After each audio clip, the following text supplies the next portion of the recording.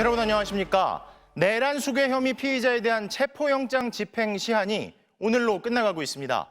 피의자와 수뇌부가 개인 사병처럼 전락시킨 경호처를 대통령 권한대행이 뒷짐진 채 방치하고 공수처가 무기력하게 주춤하는 사이 극우와 결탁한 피의자는 국민과 헌법을 조롱하고 법치주의를 모독했습니다. 체포가 가능했던 7일 동안 수많은 시민이 추위에 떨었고 경제는 불확실성에 흔들렸고 국가적으로 소중한 시간은 날아가 버렸습니다. 먼저 박솔립 기자의 보도입니다. 체포영장을 받아놓고 7일이 허비된 1차적 책임. 대통령 경호처에 있습니다. 200여 명을 동원해 6탄 저지한 것도 모자라 2차 집행을 앞두고는 버스 7대를 배치해 정문을 봉쇄하고 진입도로 주변은 철조망으로 둘러쳤습니다. 경호처가 개인 사병으로 전락했다는 모욕을 삼가달라는 경호처 수장의 말은 정당한 법 집행이 이루어질 거라 기대한 국민들에게 오히려 모욕으로 들렸습니다. 경호처의 이런 대처에 최상목 대통령 권한대행은 뒷짐을 졌습니다. 영장 집행에 협조해 줄 것을 경호처에 지시해달라는 공수처의 2차례 공문에 답하지 않았습니다. 오동훈 공수처장의 연락은 받지 않았습니다. 공무 수행 중인 공무원이 다치는 일은 절대로 일어나서는 안 된다는 말만 했습니다. 경호처의 제1경호대상은 현재도 윤 대통령이라고 거들고 나선 정진석 대통령 비서실장도 법 집행 무산의 책임에서 자유로울 수 없습니다. 윤석열 대통령은 경호처가 만든 한남동 요새안에서 수사를 피했습니다. 윤 대통령 변호인단은 체포영장 흠집내기에 온 힘을 쏟았습니다. 법원이 불법영장이라는 윤 대통령 측 주장을 받아들이지 않자 또 불복 절차를 검토하겠다고 했습니다.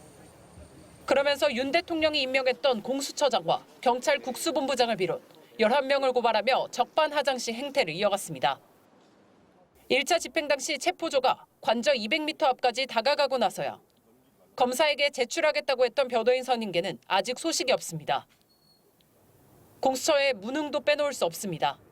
영장 발부 4일째가 돼서야 집행에 들어가 5시간 만에 포기하고 돌아서더니 주말과 휴일에는 눈이 많이 온다는 이유를 대며 또 기회를 차버렸습니다. 시민들은 강추위 속에서도 거리에서 체포영장 집행을 촉구했습니다. 공수처는 체포영장 유효기한 마지막 날인 오늘 느닷없이 경찰에 영장 집행을 위임하겠다고 했다. 아까운 하루만 또 허위했습니다. 공수처와 경찰이 체포영장 집행을 놓고 공을 넘기다 결국 다시 공수처가 하기로 제자리 걸음을 한 겁니다. 내란 우두머리 피의자를 체포해 조사하라고 법원이 허락한 7일은 이렇게 날아가 버렸습니다. MBC 뉴스 박솔립입니다. 앞서 보신 대로 전 국민이 지켜보고 있는데도 이렇게 귀중한 시간을 그냥 흘려보낸 데는 의지와 능력이 부족한 공수처의 책임이 크다는 지적이 많습니다. 공수처가 사건을 넘겨받은 뒤 수사 속도가 확 떨어졌고 그렇게 미적대는 사이 내란 세력들만 시간을 벌었다는 겁니다. 김상훈 기자가 보도합니다. 오동훈 공수처장은 오전 9시쯤 출근했습니다. 체포영장 집행을 경찰에 맡기기로 했다는 소식에 질문이 쏟아졌지만 답하지 않았습니다. 영장 집행 경찰에 왜 넘긴 겁니까? 부장님 사건 사실상 포기하신 거 아닙니까? 공수처는 이번 영장을 쓸 수 있는 7일 동안 딱 한 번 체포를 시도했습니다. 경호처가 차벽을 세우고 인간띠로 막자 5시간 반 만에 포기했습니다. 경찰이 박종준 경호처장을 현행범으로 체포하려 했지만 공수처가 막은 사실도 드러났습니다. 오 처장의 경고는 말뿐이었던 겁니다. 바리케이드, 그다음에 철문 등을 잠그고 우리 체포영장 집행에 응하지 않는 것 자체가 공무집행 방해라고 인식하고 있습니다. 공수처는 수사 주도권을 쥐려 했습니다. 국회에 나온 오 처장은 윤석열 대통령을 출국 금지했다. 내란 수괴는 구속 수사가 원칙이다.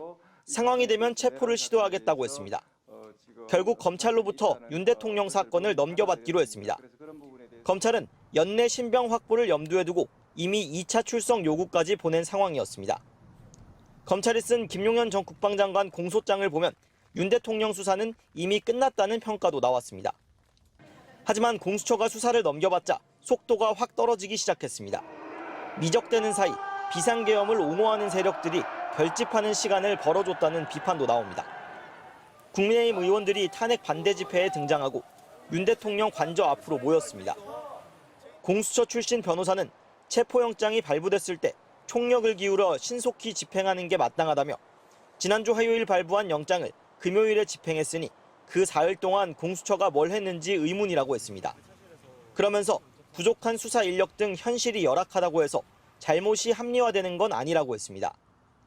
비공개로 진행된 브리핑에서는 공수처 존재 이유가 뭐냐, 수사에서 빠지는 게 낫지 않냐는 질문이 나왔고 이재승 공수처 차장은 집행이 늦어져 송구하다며 고개를 숙였습니다. MBC 뉴스 김상훈입니다. 지난 3일 윤석열 대통령 체포영장 집행을 저지하는데 육군 수도방위 사령부 소속 일반 병사들이 동원된 사실이 알려지면서 논란이 일었습니다. 경호처는 일반 병사들을 후방 근무로 전환했다며 병사 동원 논란은 사실이 아니라고 공식 입장을 냈는데 경찰이 오늘 이들이 동원된 것이 맞다면서 경호처 주장을 공개적으로 반박했습니다. 조희형 기자가 취재했습니다. 지난 3일 오전 공수처 수사관들이 대통령 체포영장 집행을 위해 관저 철문을 통과했습니다. 하지만 곧바로 한 무리의 남성들로부터 가로막혔고 몸싸움이 벌어졌습니다. 그런데 이때 경호처 인력 외에 군 병력까지 동원됐다는 의혹이 제기됐습니다. 경비 임무를 위해 파견 나와 있는 수도방위 사령부 산하 55 경비단과 33 군사경찰대를 체포영장 집행을 막는 데 배치했다는 겁니다. 이들은 대부분 의무 복무 중인 청년들로 공무집행 방해로 처벌받을 수도 있습니다. 경호처는 논란이 일자 공수처와 대치가 격화될 것을 대비해 경호처 직원들로 교체하고 병사들을 후방 근무로 전환했다며 사실이 아니라고 밝혔습니다. 그러나 경찰이 이 같은 경호처의 주장을 정면으로 반박하고 나섰습니다. 경찰은 체증 영상 분석 결과 병사들이 동원된 것을 확인했고 몇 명인지도 파악하고 있다고 밝혔습니다. 경호처가 만든 1차 저지선에는 55 경비단 소속 병력이 동원됐고 관저 앞 3차 저지선에는 55 경비단과 함께 33 군사경찰대도 동원된 것으로 알려졌습니다. 동원된 병사들은 계급장을 붙이지 않고 모두 검은색 패딩과 모자, 마스크 등으로 복장을 통일한 것으로 파악됐습니다. 경찰은 최근 55 경비단장에 대한 조사를 통해서도 이 같은 사실을 확인한 것으로 전해졌습니다. 경호처가 부당한 지시를 한 사실이 드러난 만큼 파견 병력을 복귀시켜야 한다는 지적이 나오지만 국방부는 여전히 미온적입니다. 국방부가 파견 취소를 검토해야 되는 거 아니냐 이런 의견까지 나왔는데 혹시 이거에 대해서는? 글쎄 그런 의견에 대해서 지금 현 단계에서 국방부가 어떤 말씀을 드리거나 입장을 드릴 수 있는 단계는 아직 아닌 것 같습니다. 네.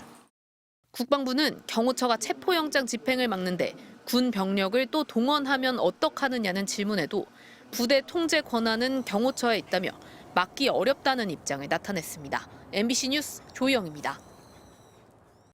윤 대통령 탄핵소추 쟁점에서 내란죄 성립 여부는 빼고 속도감 있게 진행하자는 국회 측 주장을 두고 윤 대통령 측과 여당이 공세를 퍼붓고 있는데요. 헌법재판소가 어떻게 심리할지는 전적으로 재판부가 판단할 몫이라고 선을 그었습니다. 헌재가 국회에 권유한 거라는 국민의힘 쪽 주장에 대해서도 사실이 아니라고 일축했습니다. 먼저 김현지 기자입니다. 형법상 내란죄 여부를 탄핵소추 쟁점에서 빼고 정리하자는 국회 측 입장을 두고 여야는 오늘도 공방을 이어갔습니다. 중요 부분을 탄핵소추인단 마음대로 처리를 할 수가 없습니다. 국회의 재의결이 필요하다는 말씀을 드립니다. 헌법 위반 여부를 판단받겠다는 것일 뿐이지 내란 행위가 소추 내용에서 빠진 게 아니다라고 다시 한번 말씀을 드립니다. 8인 체제로 첫 재판관 전원회의를 연 헌법재판소가 입장을 내놨습니다. 헌재는 내란죄 위반을 탄핵소추 사유로 볼지에 대해서는 전적으로 재판부의 판단 사항이라고 했습니다. 소추 사유에서 내란죄를 철회하라고 헌재가 권유했다는 국민의힘 쪽 주장에 대해서도 그런 사실이 없다고 일축했습니다.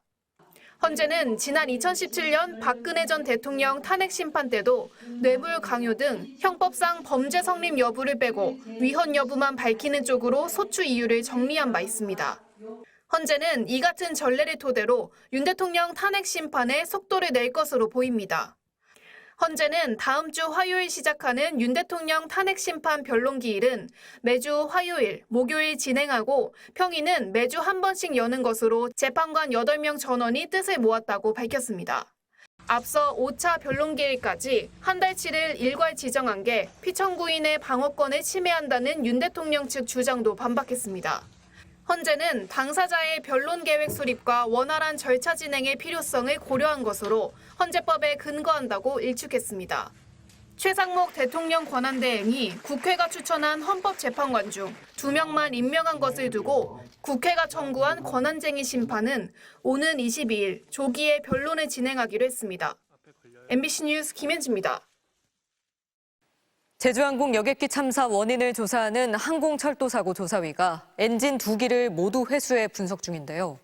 당시 사고 비행기의 움직임을 보면 양쪽 엔진에 문제가 있었던 것으로 보이는데 2개가 다 멈췄는지에 대해선 전문가마다 해석이 다릅니다. 박철영 기자가 전해드립니다. 제주항공 사고기의 GPS 항적 기록입니다. 8시 58분 25초까지 여객기는 무안공항을 향해 순항했습니다. 그런데 2초쯤 뒤 갑자기 운항 경로가 한쪽으로 크게 꺾입니다. 이 무렵 조류 충돌이 벌어진 걸로 추정됩니다. 눈여겨볼 건 이후의 비행 속도입니다. 8시 58분 49초에는 154노트까지 끌어올리며 고도를 높였습니다. 적어도 이때까지는 하나 이상의 엔진이 작동했다는 뜻입니다.